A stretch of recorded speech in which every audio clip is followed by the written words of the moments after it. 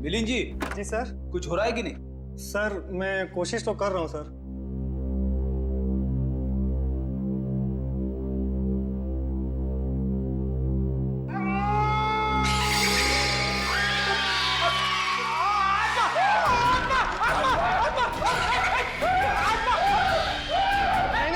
नहीं सर, आत्मा नहीं है, ये तो गलती से फेडर खुल गया था। भयानक आवाज। हाँ, ये वही रिकॉर्डर है जो आप लोग लेके आए थे, उसी में से आवाज आ रही थी ये। सर, ये आत्माओं ने शॉर्टकट मारना शुरू कर दिया है। ये अपनी आवाज यूज नहीं करती है, इस टेप रिकॉर्डर में आवाज डाल के यूज करती है। पंकज, ऐसा भी हो सकता है कि वहां पे कोई आत्मा हो ही ना, कोई इंसान ही ये सब खेल खेल रहा हो। मिलिंद जी। जी सर। आपको इस प्रोजेक्टर से क्या फुटेज मिला? हाँ सर, एक मिनट।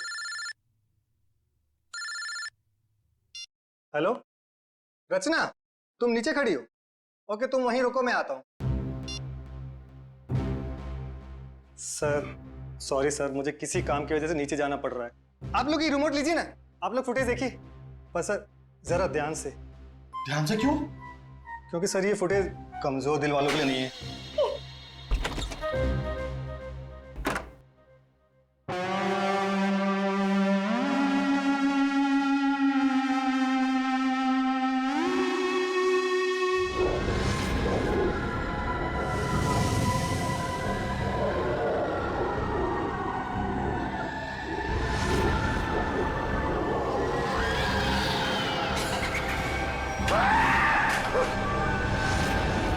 पंकज आत्मा, पंकज बंगला नंबर 13 की आत्मा यहाँ आ गई।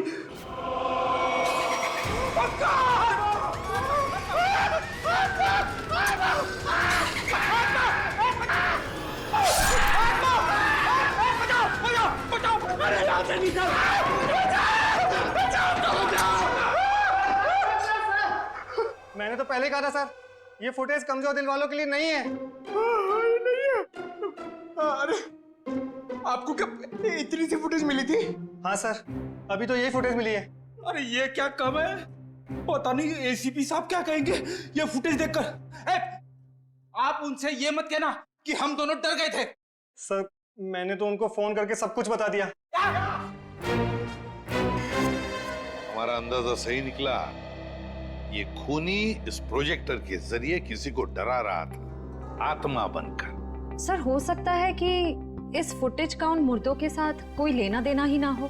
I mean, लोगों में ये अफवाह फैली है कि इस बंगले में आत्मा है, तो हो सकता है कि ये पूरी फुटेज किसी ने किसी के साथ मजाक करने के लिए बनाई हो। नहीं श्रेया, नहीं, इन दोनों चीजों का जरूर एक दूसरे से कोई ना कोई संबंध है। ये डरावनी फुटेज उस खूनी के विकृत दिमाग में से ही निकली है। सर किसी को डराने या मजाक करने के लिए कोई इतनी मेहनत नहीं करेगा। फुटेज में ये जो आत्मा है, इसे प्रोफेशनल तरीके से फिल्माया गया है, स्पेशल इफेक्ट्स के साथ, जैसे फिल्मों वगैरह में होता है। और इस फुटेज को देख के लगता है सर कि खूनी को स्पेशल इफेक्ट्स का काफी ज्ञान है, या फिर हो सकता है उसने ये फुटेज किसी स्पेशल इफेक्ट स्टूडियो में बनवाई है। हाँ बिल्कुल सही, ऐसा ही हो सकता है। तो शहर में जितने भी स्पेशल इफेक्ट्स के स्टूडियोज हैं, सब में जाकर के पता लगाना पड़ेगा। आइए सर, ये बलविंदर है, वो गाड़ी की चाबी इन्हीं की थी। क्या बात है सर, मुझे यहाँ क्यों बुलाया गया है? हमें आपकी गाड़ी की चाबी मिली है। कहाँ से सर? उन्नति नगर, बंगला नंबर 13। ये एड्रेस कुछ जाना पहचाना लग रहा? नहीं सर। नहीं? रायमा नाम सुना है पहले कभी? बिल्कुल नहीं सर। मगर सर इसका मेरी गाड़ी से क्या लेना देना है? आपकी गाड़ी है कहाँ? सर वो तो कई सालों से गायब ही है। कब से? 5 जुलाई 2011। दरअसल मेरा टैक्सी का बिजनेस है। मेरी कंपनी का नाम है बलविंदर एंड कंपनी। मेरा ड्राइवर प्रीत उस दिन गाड़ी लेकर न जाने कहाँ गायब हो गया। तब से लेकर आज तक मेरी गाड़ी का कोई अता पता ही नहीं है सर। और उस ड्राइवर का? अस्पताल से फोन आया था कि उसे वहां भर्ती किया गया है। मैं उसे वहां देखने गया था। उसकी हालत बहुत खराब थी सर। आग लगने की वजह से उसका थोड़ा शरीर जल गया था। रहता कहाँ ये तुम्हारा ड्राइवर? सर आजकल वो मानसिक चिकित्सालय में है। सर वो बहुत गहरे सदमे में है। मानसिक चिकित्सालय? कौन से हॉस्पिटल में है वो? सर पूना से 50 किलोमीटर आगे एक स्टेट मेडिकल सेंटर है, वहीं पर है। State medical centre?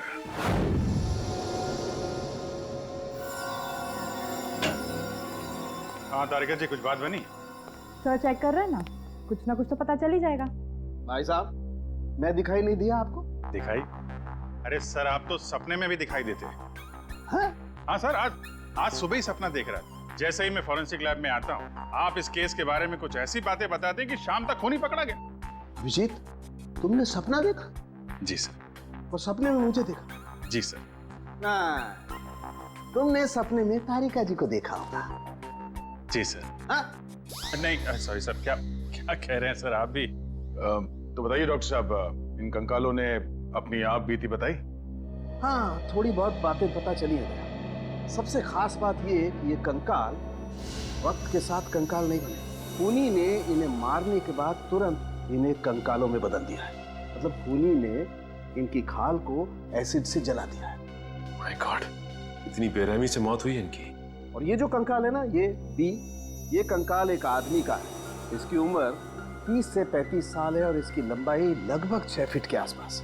और ये जो हाथ पे उंगलियों में आपने निशान लगा रखा है, ये क्या है? हाँ, दरअसल इसकी उंगलियों में, इसकी कलाई पे मुझे बहुत कुछ टूट फूट दिखाई दी। मतलब ये आदमी अपने हाथों का बहुत ज्यादा इस्तेमाल करता हो। शायद ये किसी ऐसे प्रोफेशन में होगा जहाँ हाथों का काफी इस्तेमाल होता है, या तो कोई मजदूर या फिर कोई आर्टिस्ट। और ये दूसरा कंकाल लड़की का, उसे क्या पता चला? दया, इस लड़की की उम्र लगभग 30 साल। इसकी लंबाई 5 फीट 4-5 इंच है, बस इससे ज्यादा कुछ पता नहीं चल पाया। और ये जो ड्रेस पे खून लगा है, इसका क्या? टेस्ट करने से पता चला कि ये खून नहीं है, लमाइन रेड नाम का केमिकल है ये, जिसका इस्तेमाल ज्यादातर फिल्म्स, टीवी सीरियल्स और नाटकों में किया जाता है, नकली खून दिखाने के लिए। तो इसका मतलब किसी ने पूरी तैयारी कर रखी थी, ये बंगला नंबर 13 में किसी को डराने की। पकड़ा जाएगा, वो खूनी भी और वो डराने वाला भी, अगर दोनों अलग अलग है तो। डॉक्टर साहब, कितना टाइम लगेगा ये पता करने के लिए कि कंकाल कितना पुराना है? थोड़ा वक्त लगेगा दया, तुम तो जानते हो कार्बन डेटिंग में थोड़ा वक्त लगता है।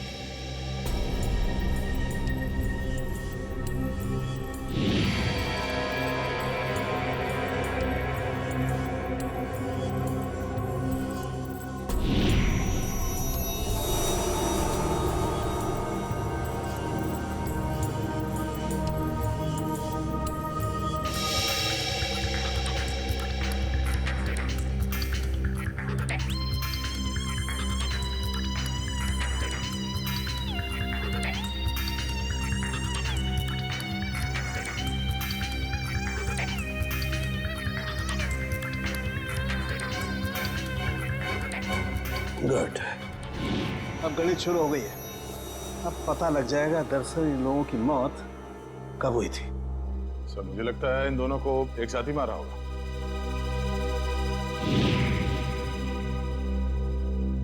36 से 38 महीने पहले। मतलब 3 साल पहले 2011 में मौत हुई इनकी। और उस बलविंदर की कार भी जुलाई 2011 को गायब हुई थी, बंगला नंबर 13 से। सर अब तक तो खूनी शहर छोड़ के भागा होगा, उसे ढूंढेंगे कैसे? भागने दो, कहां तक भागेगा? सीआईडी से नहीं बच सकता। Excuse me. जी, सीआईडी से। हेलो सर, मैं आप ही लोगों का इंतजार कर रहा था। अच्छा, जो फुटेज हमने भेजी थी उसके बारे में कुछ पता चला? हाँ सर, उसको चेक किया मैंने, और उसके सारे स्पेशल इफेक्ट्स हमारे स्टूडियो में ही हुए थे, लगभग 3 साल पहले। गुड। उस फिल्म का नाम क्या था? सर, फिल्म का नाम था आत्मा की चीख। हाँ, और सर वो फिल्म पूरी नहीं हो पाई थी। अधूरी फिल्म की फुटेज। सर वो फिल्म तो अधूरी थी ही, साथ में हमें हमारा पूरा पैसा भी नहीं मिला। कौन से बैनर की फिल्म थी ये? प्रोडक्शन हाउस का नाम क्या था? सर वो नए लोग थे, और उस प्रोडक्शन हाउस का नाम था, 1 मिनट, हाँ सर, उसका नाम था magic media works. Magic media box. अब तो यही लोग बताएंगे कि इस आत्मा की चीख को लोग सुन के नहीं पाए। ब्रीत की हालत में पिछले 3 सालों में बिल्कुल सुधार नहीं हुआ। उस वक्त किसी लड़की की आत्मा के बारे में बात करता था और आज भी करता है। सर, लड़की की आत्मा? अच्छा, पिछले 3 साल में जितने भी लोग प्रीत से मिलने आए थे, उनकी लिस्ट चाहिए हमें। हाँ, हैरानी की बात यही है सर, पिछले 3 सालों में इससे कोई भी मिलने नहीं आया, सिवाय मिस्टर बलविंदर के, जो उनके इलाज का खर्चा उठा रहे हैं। बलविंदर? जी सर। ओके।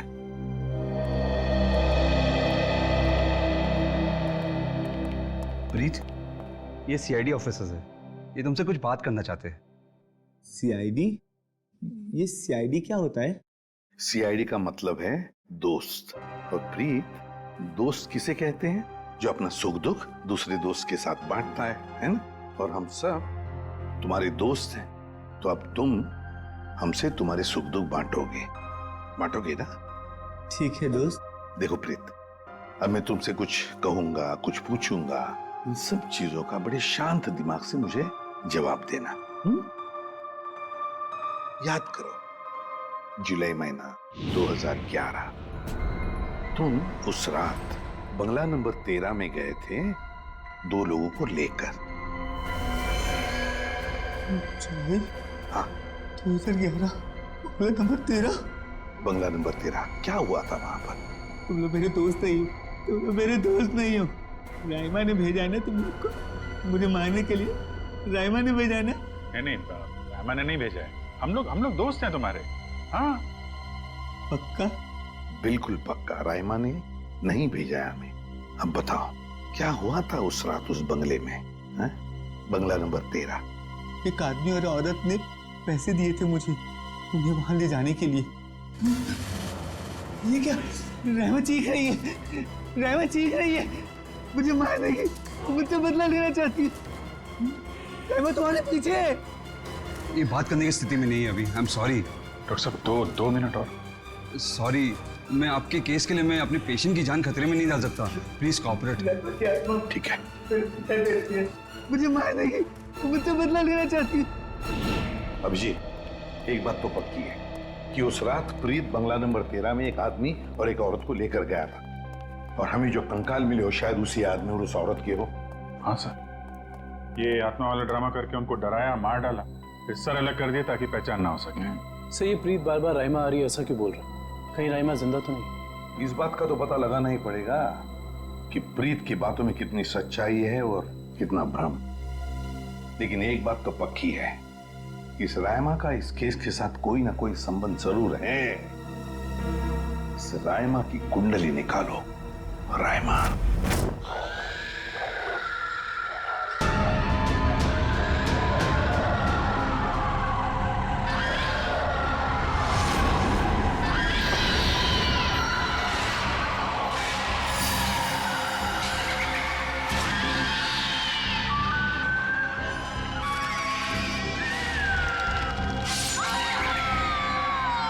ये फुटेज आपको जिस बंगले से मिली वहाँ खून हुआ है?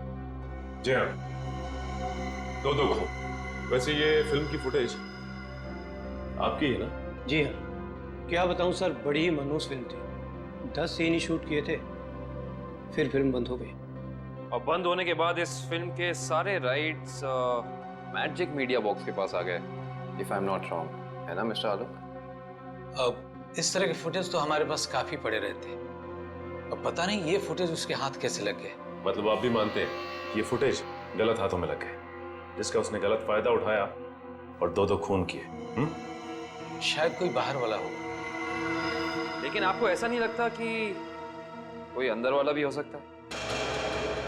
क्योंकि ऐसा काम करने के लिए अंदर वाले के लिए कोई आसानी ज्यादा होती है। वैसे इस फिल्म पे आप लोग क्या क्या काम कर रहे थे? सुनील राइटर था, आलोक डायरेक्टर और मृणाल कॉस्ट्यूम डिजाइनर। और आप प्रोड्यूसर, राइट? जी। आप में से कोई राइमा को जानता है? राइमा हमारे फिल्म की हीरोइन थी। सर, आप कैसे जानते हैं राइमा के बारे में? आप एक काम कीजिए मिस्टर आलोक, आप अपनी फिल्म की हीरोइन राइमा को यहाँ बुला लीजिए। वो एक्चुअली कई साल पहले राइमा एक हादसे में आग में जलकर मर गई। मर गई? अच्छा, राइमा की कोई तस्वीर या फोटो? मृणाल, फोटो ले आओ। जी सर। 1 मिनट, अभी आपने कहा कि वो जल के मर गई, लेकिन कैसे? ज्यादा कुछ तो पता नहीं है, क्योंकि उसके और हमारे बीच तनाव हो गया था। और वो क्यों? वो एक्चुअली हम राइमा को अपनी फिल्म में हीरोइन लेना चाह रहे थे, पर बाद में हमने अपना इरादा बदल लिया और स्मृति को हीरोइन ले लिया और राइमा हो गई साइड एक्ट्रेस। तुम मेरी जगह छिपकली को हीरोइन बनाना चाहते हो? तुम्हारा दिमाग खराब हो गया है? राइमा, तमीज से बात करो। मैंने तुमसे कहा ना, अगली फिल्म में तुम्हें हीरोइन बनाऊंगा। इस फिल्म के किरदार के लिए तुमसे बेहतर स्मृति। अच्छा, तो ये बात पहले क्यों नहीं सोची जब मुझे फाइनल किया था? ये फिल्म इंडस्ट्री है राइमा, यहाँ किसकी किस्मत कब यू टर्न मार जाए कोई नहीं कह सकता। ये फिल्म मेरी किस्मत में थी, मुझे मिल गई। इंतजार करो, सिर्फ इंतजार। एक दिन तुम्हारी जिंदगी ऐसी दिशा में चली जाएगी जिसका अंत गहरी खाई में होगा, समझे तुम? क्या तुम मुझे धमकी दे रही हो? धमकी ही समझ लेना। राइमा रुको, राइमा।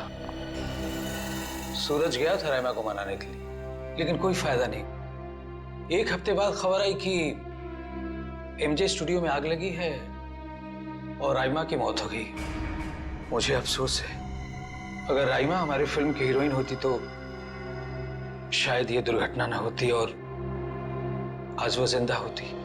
आलोक जी, आप एक काम कीजिए, आप अपनी फिल्म की नई हीरोइन स्मृति, उनको यहाँ बुलाइए जरा। मैंने उसे कॉल किया था, उसका फोन लगा नहीं, और आर्ट डायरेक्टर विराज का भी वो फोन डेट बता रहा था। विराज और स्मृति से मिलना पड़ेगा। सर, ये रहे फोटो। ये है राइमा। राइमा ने स्मृति को धमकी दी, उसके बाद राइमा खुद मारी गई। तो फिर ये खून कर कौन रहा है? इसका जवाब तो अब विराज और स्मृति से मिलकर ही पता चलेगा। मैंने पता किया, ये विराज और स्मृति इस ब्लू रोज प्रोडक्शन हाउस में काम कर चुके हैं। गुड निकल, इससे पूछते हैं। अरे सुनिए भाई साहब जी, ये विराज शंकर है, आर्ट डायरेक्टर है, काफी टीवी में और फिल्मों में सेट लगाए हैं इन्होंने। इन्हें पहचानते हैं आप? नहीं सर, मुझे नहीं मालूम। जी, आगे पूछते हैं। एक्सक्यूज मी, हम लोग सीआईडी से। जी, आप विराज शंकर को जानते हैं? विराज शंकर? हाँ सर, मैं जानता हूँ। वो बेचारे बहुत कर्जे में थे, पर फिर पता नहीं क्या हुआ उनका। उनका कोई एड्रेस, कोई पता? सर, इस बारे में कुछ ज्यादा तो पता नहीं है, लेकिन उनका ऑफिस कहीं अंधेरी में है। अच्छा, ये फोटो को ध्यान से देखिए। स्मृति ये फिल्मों में काम करती है, पहचानते हैं आप इन्हें? जी हाँ, इनकी बंद फिल्म के बाद इनको कोई प्रोड्यूसर फिर से रिलॉन्च करना चाहते थे, लेकिन सर ये पता नहीं क्यों बदकिस्मती से ये 2011 में अमेरिका चली गई और उसके बाद फिर लौट के आए हैं। ये स्मृति का कोई अता पता जहाँ हम उनसे मिल सकते हैं? हमें तो नहीं पता, पर उस एजेंसी पर उसका पुराना एड्रेस होगा जहाँ पर उन्होंने चमकार वॉशिंग पाउडर का विज्ञापन किया था। ठीक, थैंक यू। ज्यादा एजेंसी से स्मृति के घर का पता निकलवाते हैं।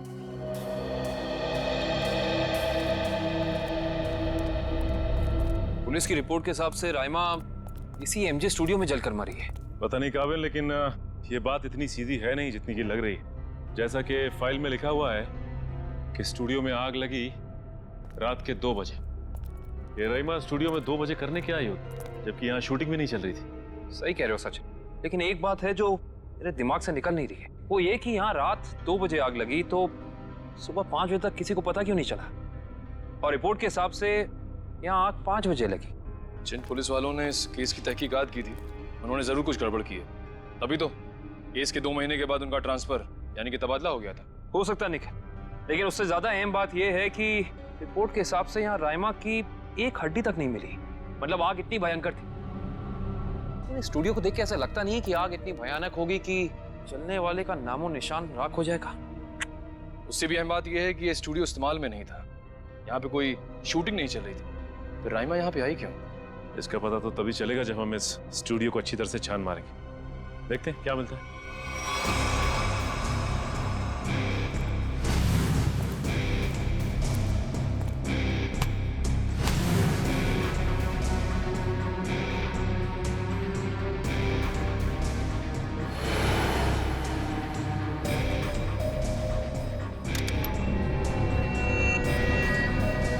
ये देखो, जली हुई गन।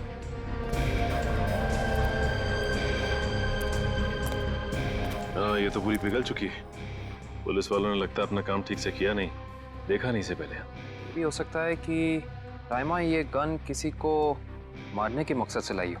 या फिर हो सकता है कि कोई राइमा को मारने के लिए लाया हो।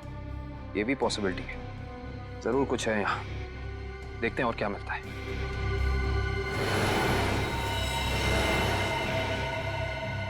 सर, कंकाल। एक मिनट, निखिल जरा संभाल संभाल। करण, शीट ला।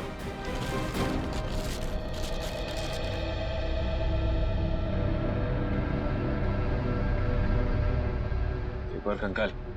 वो भी पूरी तरह से जला हुआ।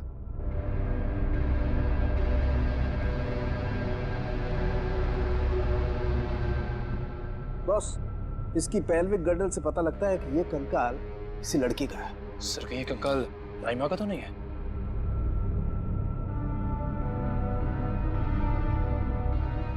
और इसकी लंबाई 5 फीट 6 इंच है। और राइमा की लंबाई 5 फुट 3 इंच। इससे साफ पता चलता है कि ये कंकाल राइमा का नहीं बल्कि किसी और का है। केस सुलझने की बजाय और उलझता चला जा रहा है। एक बात और, हम लोगों को यहाँ जली हुई गन जरूर मिली है, लेकिन इस लड़की की मौत गोली लगने की वजह से नहीं, इस लड़की की मौत जलने की वजह से ही हुई। देखो, ढूंढो और कुछ मिलता है क्या।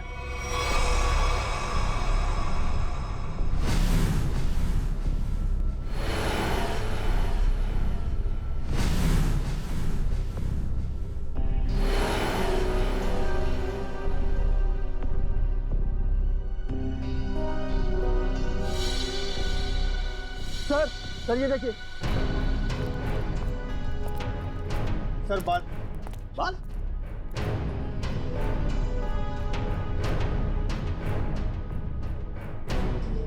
ओह सर, ये तो किसी लड़की का बाल लगता है। या तो मरने वाली का या फिर राइमा का। ये किसका बाल है? सर ये अरुण है, विराज जी के वर्कशॉप के इंचार्ज। जी, आपको कुछ बनवाना था? जी हाँ, हथकड़ी बनवानी है। हथकड़ी? मैं कुछ समझा नहीं। हाँ, अपनी बनाई हुई हथकड़ी खुद अपने हाथों में पहनेंगे तो थोड़ा दुख कम होगा। अब समझ में आया, इतने सालों के बाद ख्याल आया आपको कर्ज के रुपयों का। कर्ज के रुपए? हाँ, इसीलिए तो आप उन्हें ढूंढ रहे हैं, क्योंकि वो लोगों से लिया हुआ कर्ज वापस नहीं कर पाए। नहीं मैडम, हमारा यहाँ आने का मकसद कुछ और है। विराज को बुलाई, कहाँ है वो? ये तो कोई भी नहीं जानता। कर्जदारों से परेशान होकर आज से 3 साल पहले जुलाई 2011 में ना जाने कहाँ गायब हो गए। जुलाई 2011? सर 5 जुलाई 2011। सर मुझे लगता है कि इस विराज के भागने की वजह कर्जा नहीं कुछ और है, जिसका कुछ ना कुछ संबंध उन कंकालों के साथ जरूर है। मुझे तो लगता है उनमें से एक कंकाल विराज का है। याद है सारुण के साहब ने कहा था, आदमी वाला कंकाल किसी मजदूर या आर्टिस्ट का है जिसने जिंदगी भर अपने हाथों से बहुत काम लिया है। और हो सकता है सर शायद वो दूसरा कंकाल स्मृति का हो। ये विराज के परिवार वाले कहाँ रहते हैं? सर जहाँ तक मुझे पता है उनके परिवार में कोई और है ही नहीं। विराज अकेले ही थे? जी सर। चीज मिल जाती डीएनए सैंपल के लिए तो कंकाल वाला राज खुल जाता। ये सारी पेंटिंग उन्हीं की है ना? जी सर। देखो जरा।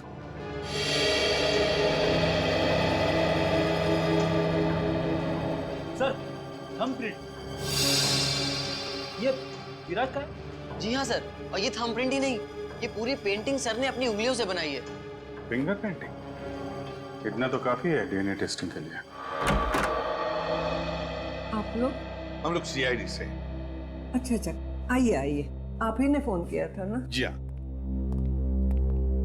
दरअसल बात यह है कि हम स्मृति के बारे में आपसे कुछ पूछताछ करना चाहते हैं।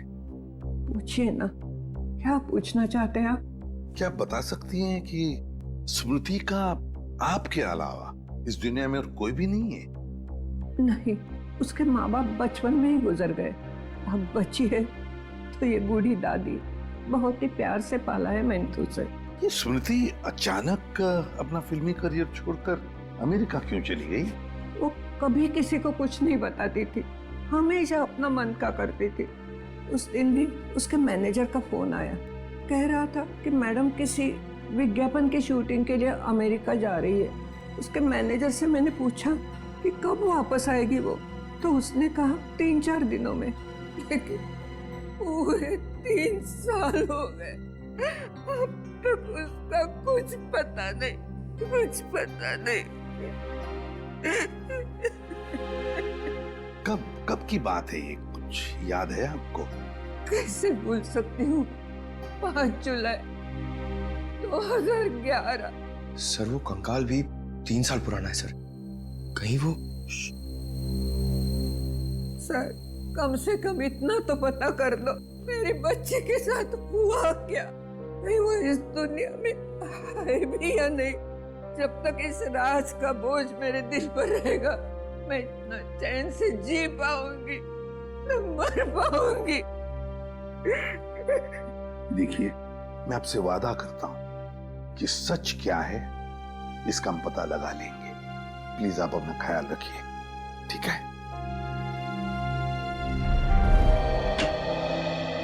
हाँ डॉक्टर साहब, डीएनए की रिपोर्ट आ गई क्या? हाँ, पेंटिंग पर जो सूखा हुआ सलाइवा मिला था, वो सलाइवा ये बताता है कि वो आदमी वाला कंकाल विराज का ही है। और हमने स्मृति की दादी का भी डीएनए टेस्ट करवाया, जिससे पक्का हो गया कि बंगलो नंबर 13 में जो कंकाल मिला था वो स्मृति का है। इसका अंदाजा तो हमें हो ही गया था। अब इस केस में हमें आगे ले जाएगा ये तीसरा कंकाल जो एमजे स्टूडियो में जला हुआ मिला था। इस कंकाल से कुछ पता चला? हाँ, इस जली हुई लड़की का कंकाल विराज के कंकाल और स्मृति के कंकाल दोनों से ज्यादा पुराना है। और ऐसा लगता है कि इस लड़की को सिगरेट पीने और तंबाकू खाने की बुरी आदत थी, क्योंकि इसके जबड़ों से हमें तंबाकू के अंश मिले। और वो बाल इसी जली हुई लड़की के हैं? नहीं, वो बाल ना तो इस जली हुई लड़की का है, ना ही स्मृति का है। सर, कहीं ये बाल रायमा का तो नहीं है? सर, इस केस की सुई घूम फिर के रायमा पर आकर अटक गई। पता लगाना पड़ेगा रायमा के साथ आखिर हुआ क्या था। जैसा कि आप देख रहे हैं, सीआईडी ने एक और खूनी को पकड़कर एक बार फिर साबित कर दिया है कि उनके नाक के नीचे से कोई भी मुजरिम बच के निकल नहीं सकता। इस बार पकड़ी गई है बंगलो नंबर 13 में हुए खून की हत्यारी रायमा। एक मिनट प्लीज। सर, क्या ये बात सच है कि आप एक बाल के जरिए रायमा तक पहुंच गए? देखिए, इस वक्त हम आपके सवालों का जवाब नहीं दे सकते। जल्दी जब हम प्रेस कॉन्फ्रेंस लेंगे तब आपको सब बता देंगे। ओके, ठीक है? चलिए हटिए, अब जाने दीजिए। चलो हटिए। रायमा जी, आपने उन मासूम लोगों को क्यों मारा? क्या वजह थी इसके पीछे? रायमा जी, रायमा जी, प्लीज पीछे हटिए, प्लीज। रायमा जी,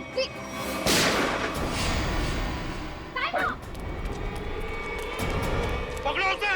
अब खूनी पकड़ेगा इसे।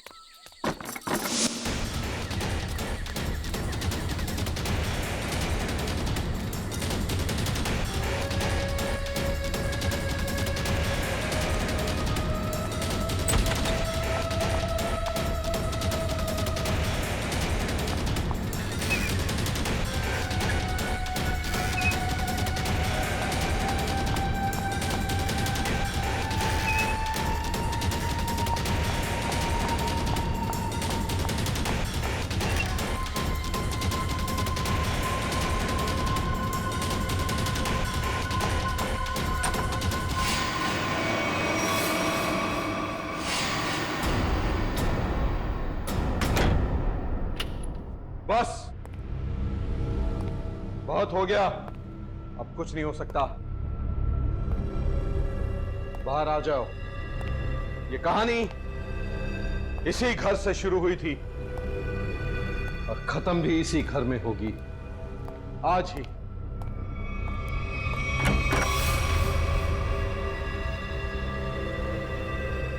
छुपने का कोई फायदा नहीं, बाहर आ जाओ। सुना तुमने?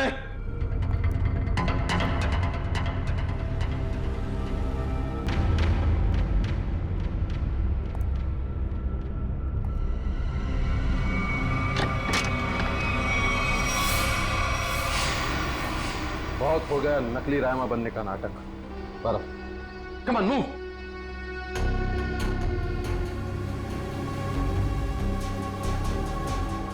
कौन हो तुम?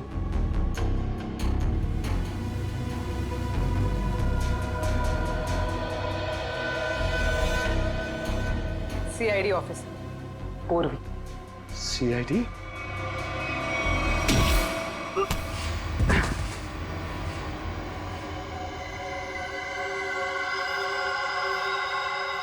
मैं और रायमा एक दूसरे से बहुत प्यार करते थे, इसलिए जब हीरोइन का रोल रायमा की जगह प्रीति को मिला तो तुम्हारे दोनों कानों से धुआं निकलने लगा है? हाँ, हम स्मृति को सबक सिखाना चाहते थे, इसलिए हमने उसके अतीत के बारे में रिसर्च शुरू की। रायमा को पता चला कि एक्ट्रेस बनने से पहले स्मृति ड्रग्स के कारोबार से जुड़ी थी। इसलिए रायमा ने स्मृति को ब्लैकमेल करना शुरू कर दिया। क्यों? स्मृति को लगा कि उसका करियर खत्म होने वाला है, उसके रीलॉन्चिंग के सपने पर पानी फिर जाएगा, इसलिए उसने और उसके बॉयफ्रेंड विराज ने एक किलर को रायमा की सुपारी दी। यह तो अच्छा हुआ कि उस किलर की गोली से रायमा नहीं मरी, बल्कि वो अपराधी खुद उस आग में जलकर मर गई।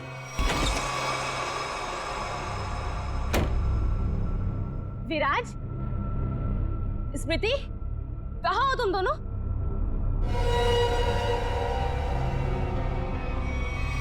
कौन हो तुम? जिया। जिया? कौन जिया? और ये दरवाजा क्यों बंद कर दिया? ताकि तुम्हें अकेले में तोहफा दे सके। हाँ? स्मृति और विराज को ब्लैकमेल करने का तोहफा। हाँ? और क्या कर रही हो तुम?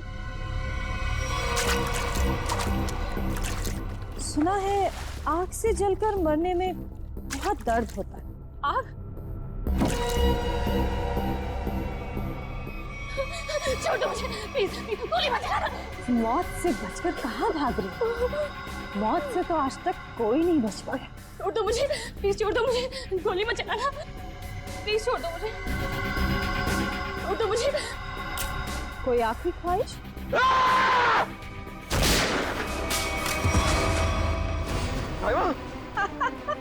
रायमा, मैं तुम्हें कुछ नहीं होने दूंगा। मैं तुमसे बहुत प्यार करता हूँ, मैं तुम्हें कुछ नहीं होने दूंगा रायमा। अब तुम दोनों को मुझसे कोई नहीं बचा सकता। सब फाइनल गुड बाय।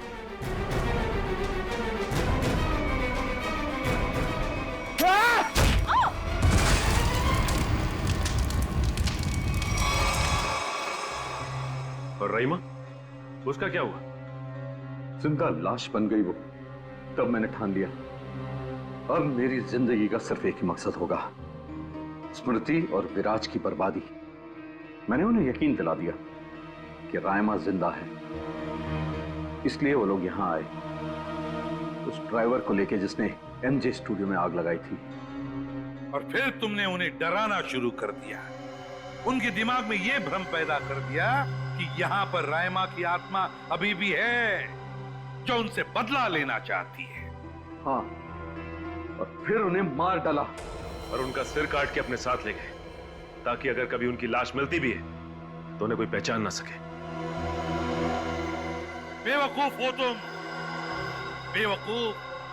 अगर कानून की मदद लेते तो उन दोनों को वैसे ही सजा होती, मगर नहीं, तुमने कानून को अपने हाथों में लिया, उन दोनों को बेरहमी से मार डाला।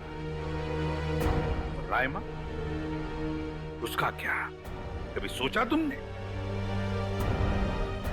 बेचारी की जिंदगी का फैसला तो अब कानून करेगा, लेकिन तुम्हारा फैसला तो हो ही गया, समझ लो। तुम्हें तो फांसी होगी, फांसी।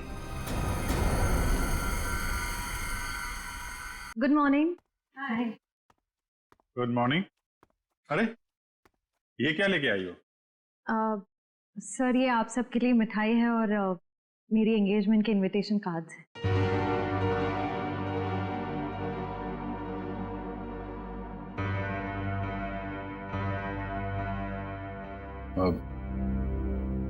तारीख पक्की होगी?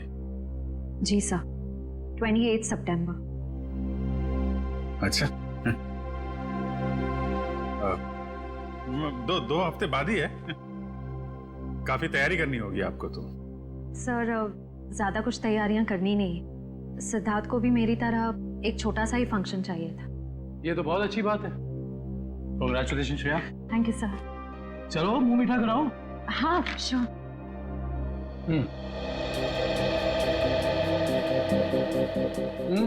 ये लड्डू तो बहुत अच्छे हैं। ओह सर, आप लोग भी लीजिए ना। हाँ, थैंक यू सर। लो फ्रेडी, मुंह मीठा करो। रहने तो मीठा खाने का मन नहीं है मेरा। अरे फ्रेडी, एक लड्डू से कुछ नहीं होगा, लो ना। Sir please. ये हुई ना बात पूर्वी। तुम ही लो श्रेया। नहीं सर, थैंक यू, लेकिन आप सबको जरूर आना है। ये भी कोई पूछने की बात है श्रेया?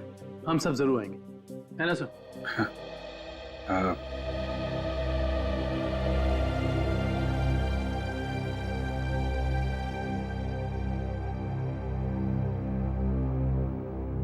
सर,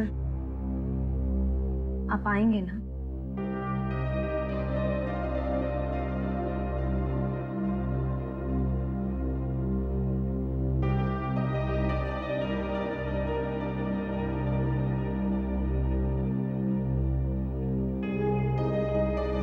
हाँ,